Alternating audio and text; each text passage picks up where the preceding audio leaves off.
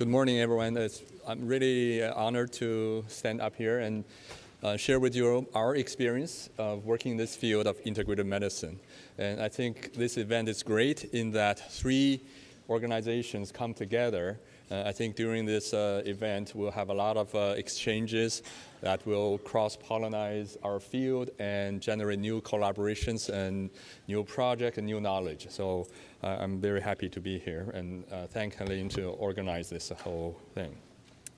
I'm going to talk about the overview of integrative oncology.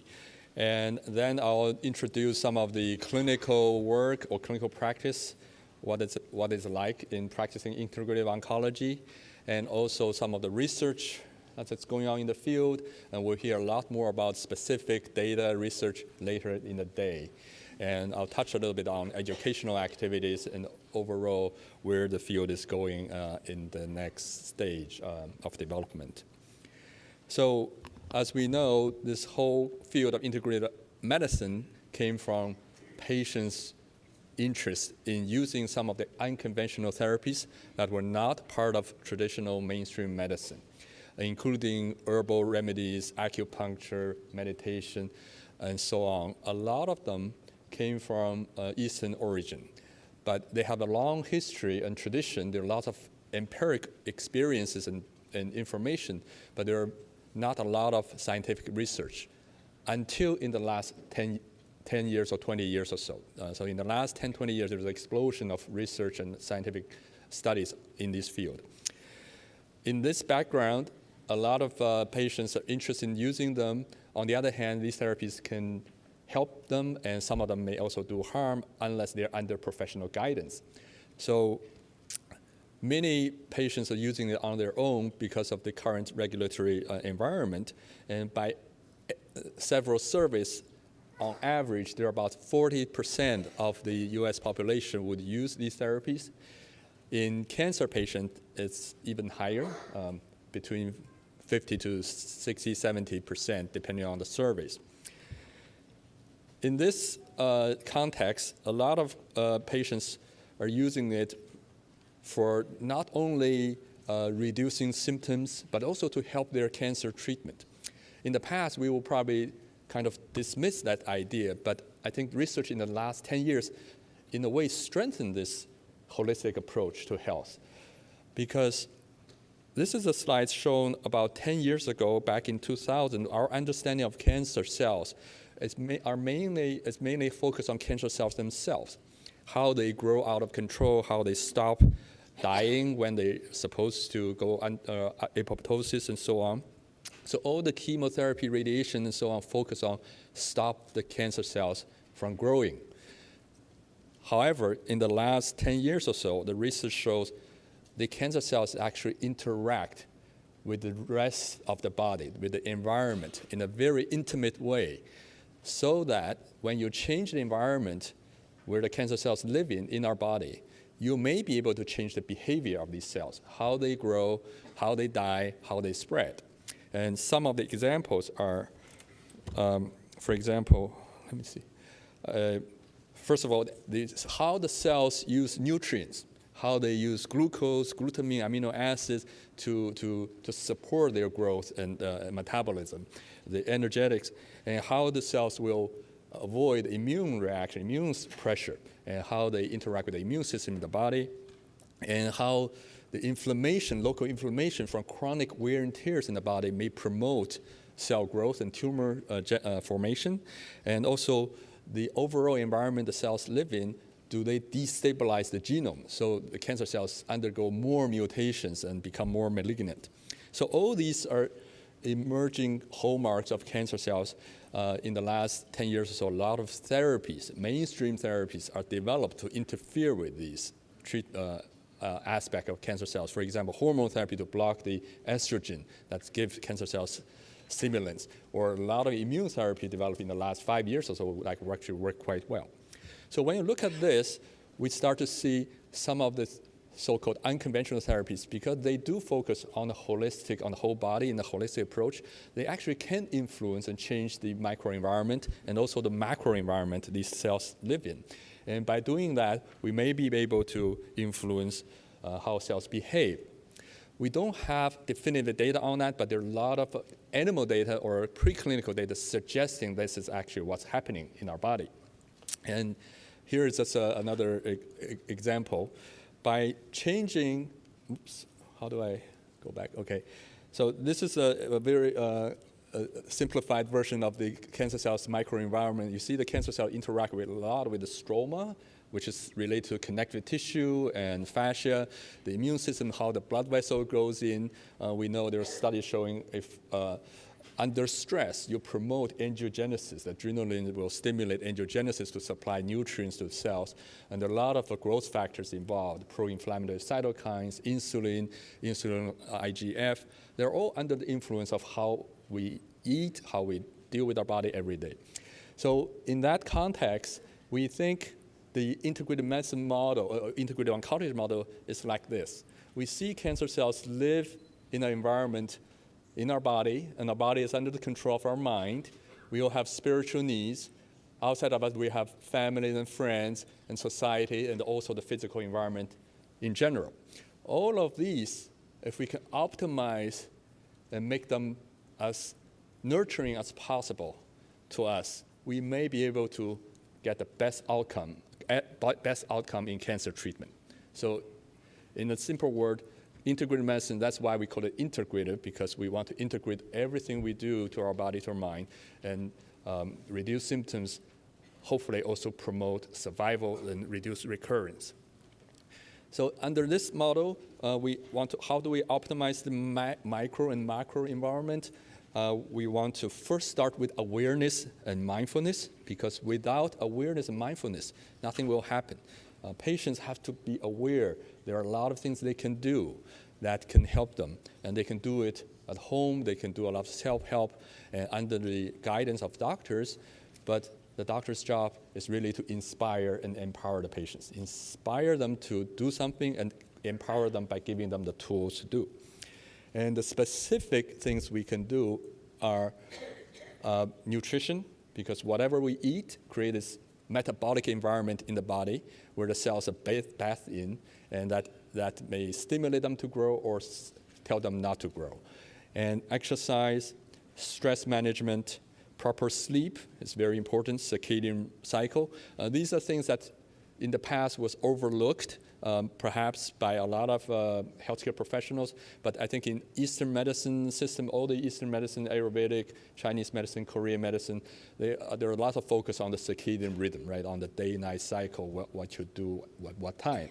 So now there are molecular biology studies showing there are certain genes in the cells that are related to this biological clock, and when you influence that, you may change the behavior of cancer cells. So in addition, physical environment, more importantly, joy and laughter. Do we, when we talk to our patients, did you do something fun today? Did you laugh today? That's very important, and a lot of them, it's a reflection of their mental health and spiritual health, loving relationships, and the meaning and spirituality. So you can see this is a very, very noble and high goal. We try to achieve that. Sometimes we cannot, but at least this is the goal we set for ourselves, trying to achieve. In this way, our body will be more like a tree that's taking all the nutrients and energy from the environment, the healthy environment, and thrive and become the strongest possible. So that is what we see integrative oncologists like. It's not just about using herbs or supplements or using a specific modality. It's to incorporate all of them together to nurture the body, make it the strongest possible. With that, over the last 10, 20 years, many cancer centers established integrative medicine programs. Almost all the major cancer centers, like Sloan Kettering Cancer Center, MD Anderson, Dana-Farber, Columbia, Harvard, Yale, and Duke, and so on, University of Pennsylvania. On the West Coast, UCLA, UCSF. Most of them have the integrative medicine component, and they are very popular among the cancer patients, and there's a strong demand from patients. On the other hand, there are also some barriers in the delivery of this care, because the care model in integrated oncology is a little bit different from how our current medical system is set up, because you have to spend a lot of time talking to patients. You have to do a lot of hand-holding and teach them some of the techniques. A lot of these things may not be reimbursed by insurance companies, although things has changed in the last few years because a lot of insurance companies now cover acupuncture treatment. I would say 15 years ago, they probably didn't. So there are a lot of programs around the country, and I think most of them share something in common. The clinical practice, the clinical service we provide yearly have several components. One is physician consultation. Oftentimes patients come in, they want to explore herbs, supplements, acupuncture, yoga, meditation, but some of the oncologists or mainstream doctors, they were not trained in their medical school in residency, so they cannot say with confidence, this will help you or this will hurt you. So they tend to refer these people to integrative medicine service in their institution. And when physicians approach them, we take that as an opportunity to educate them.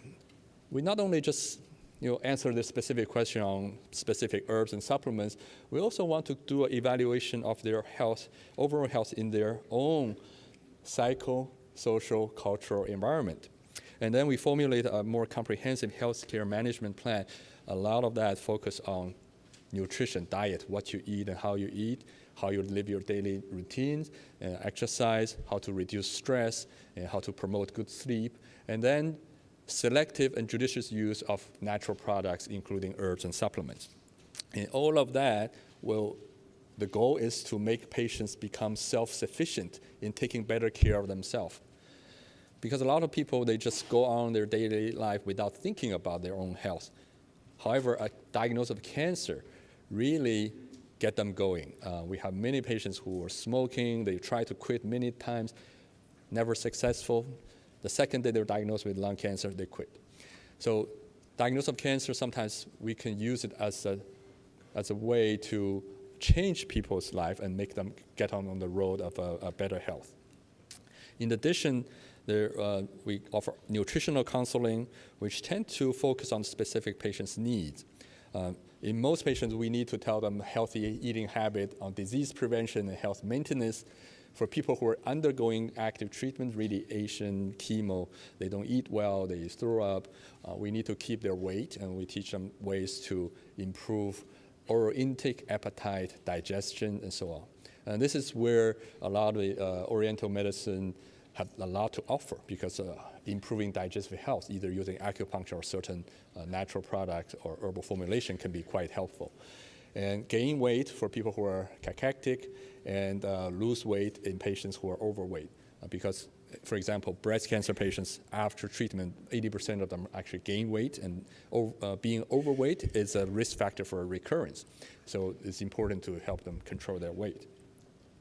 Mind-body therapy is critically important. It will also benefit not only patients, but also healthcare professionals, because healthcare profession is a high-stress profession. All of us can use some of these techniques to reduce stress.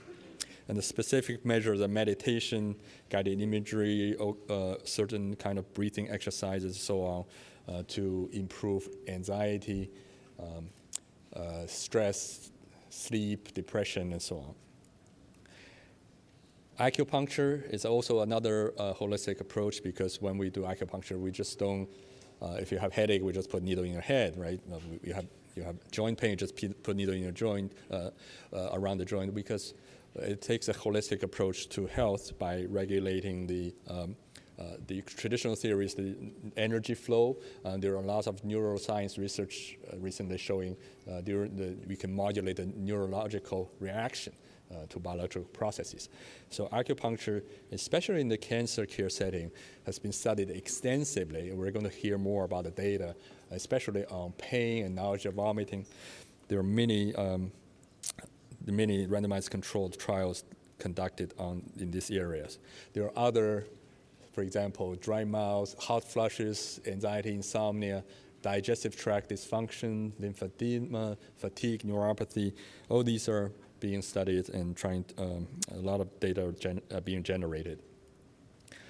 Massage is very relevant to our conference here. By manipulating the musculoskeletal system, especially the connective tissue, fascia, we may induce certain kind of biological changes.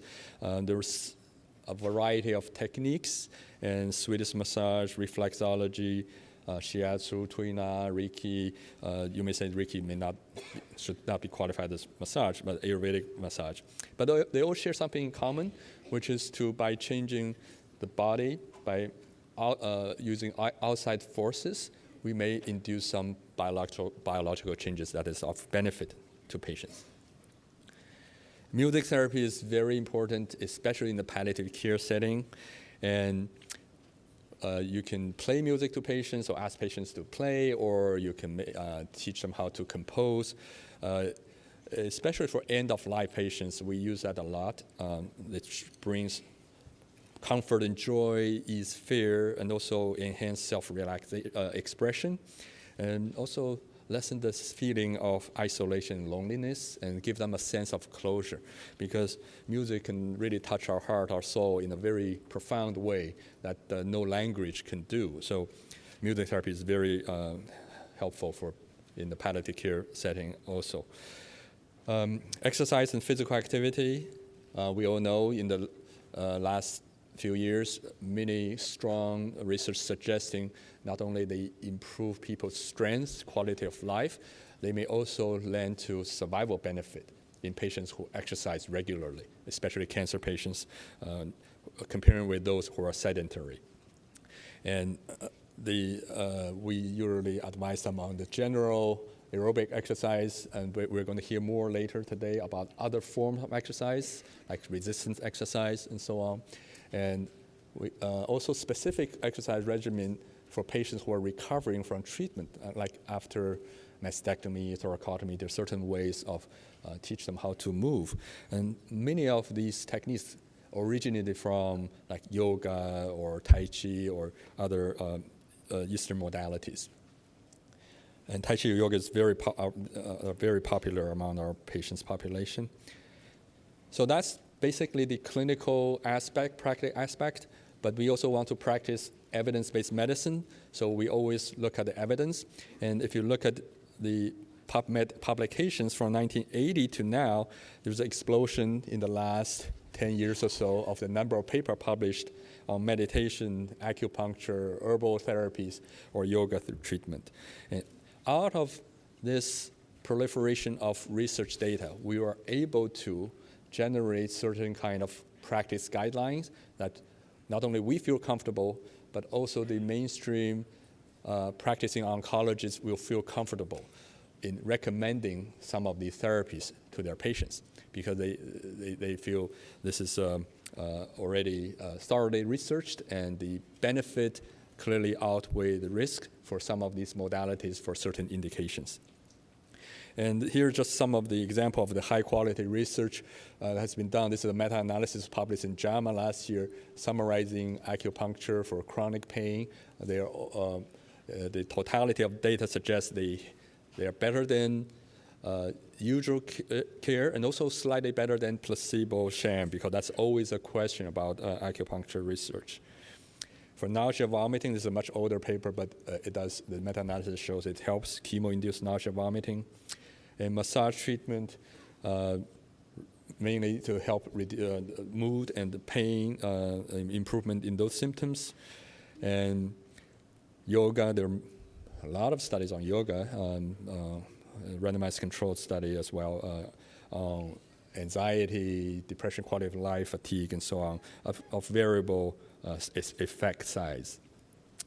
And here's a more recent one showing yoga and meditation together using both mind and also body-based therapy can reduce menopausal symptoms in breast cancer survivors, because these patients have very few treatment options. You cannot give them hormone replacement, or if you give them antidepressant, they have lots of side effects. So these are very good addition to the treatment options we can offer. Not only they reduce treatment symptoms, they also actually improve the general health of these patients. So when you see some of these endpoints, you'll see they have FACT-B, the physical, social, emotional, functional benefits.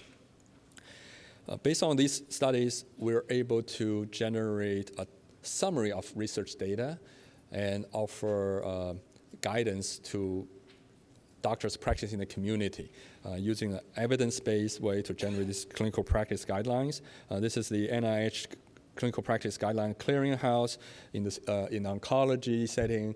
The people working in this field generate 3 guidelines in general, for lung cancer, also in general, and the most recently on breast cancer patients.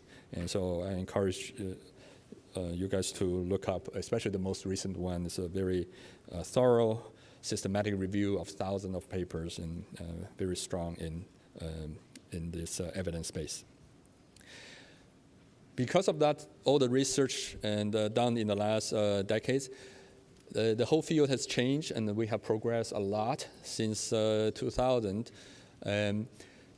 This is a Joint Commission's pain management standards revision. So starting at the beginning of 2015, they said, Joint Commission is the body that accredited hospital. They inspect the hospital. If you don't meet their standard, you cannot operate. So they are a very powerful organization.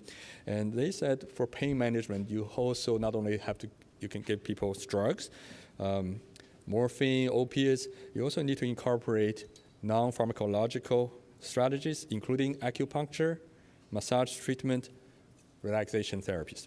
So as you can see, we have come a long way in the last 10 years. Now it's part of recommended standard practice in the operation of a hospital. And that also opened up a big field for those of us who work in this field, acupuncturists, massage therapies. A lot of hospitals may start to incorporate that in their regular care. It has not happened as quickly as we would like to see, but it is happening. And there are also lots of educational activity in the field. I'll just use the example of Sloan Kettering and show some of the activities. Physician clinical, we have a physician clinical training program. We also have, these are people who actually come to us do observership or longer time shadowing patients than doctors. Online courses for physicians, for nurses, for acupuncture, massage treatments, elective rotations. We have collaboration with Cornell University, Columbia, NYU, and their nurse practitioners also come to us for preceptorship, and there are lots of high school students, college, medical students.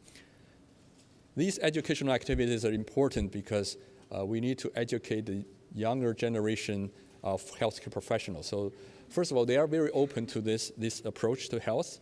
Their mind is open. They're interested, they're curious, but if we can introduce this approach to health to them early in their career, maybe we can change their trajectory and generate more people working the field and elevate the whole level of the field in the future.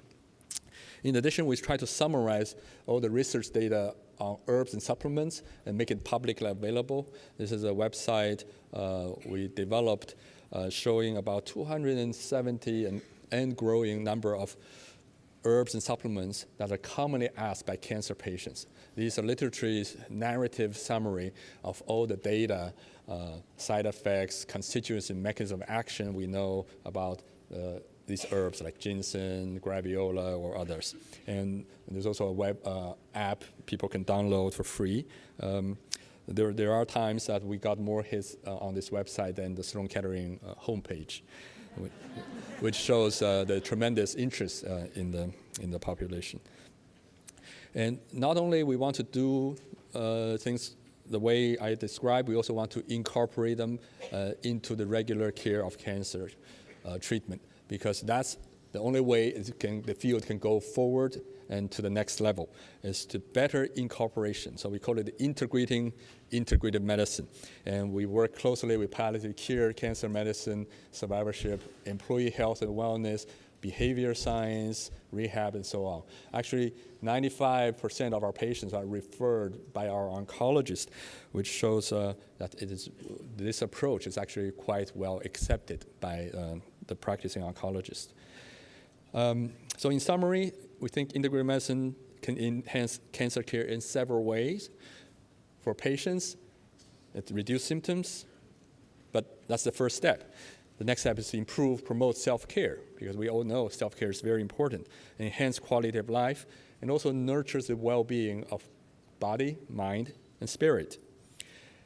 And most importantly, to me at least, we want to make these patients ambassadors of healthy lifestyle, and they spread the message to their families and friends. Because we have many patients, once they change their behavior, they can influence how their kids eat, because childhood obesity is getting worse and worse. But when we teach the parents, you can influence how they feed their kids, and also all the other healthy lifestyle changes. So we can spread the message and make health contagious and spread it to the whole population. Not only for patients, it has benefit. Integrative medicine also benefits a lot of cancer care professionals, because when we teach patients these techniques, we have to practice ourselves. Otherwise, we have to practice what we preach. And by doing that, we also develop, we get benefit in our own life. And we become a healthier person, both in body and mind, and also in the way how we enjoy our work. And by healing the healers and improve the wellness, we become better, more effective healthcare professionals. So we try to show our employees how to remain strong, how to reduce stress, and how to stay well in many ways, working in collaboration with the employee wellness and health program in our cancer center. When a healthcare professional become a more effective professional, they can really strengthen the relationship with patients. I think those of you who see patients every day, you already know that in general, for example, acupuncturists, they tend to have a very good relationship with their patients, because there's such a close, intimate understanding of what acupuncturists can do, not only for their symptoms but also for their life. The bottom line is all of these will improve the overall quality of care to cancer patients. And that is what our missions are, and all the cancer centers' missions, and all the people who work in this field. So we have come a long way since 2000. At that time, a lot of the key questions are how many people are using this, right? Because at that time, if you look at all the papers they published about the CAM usage, how many % are using that? And also, do they work? And also, which one works? Does acupuncture work? Does massage work? And I think we have passed that stage in many fronts.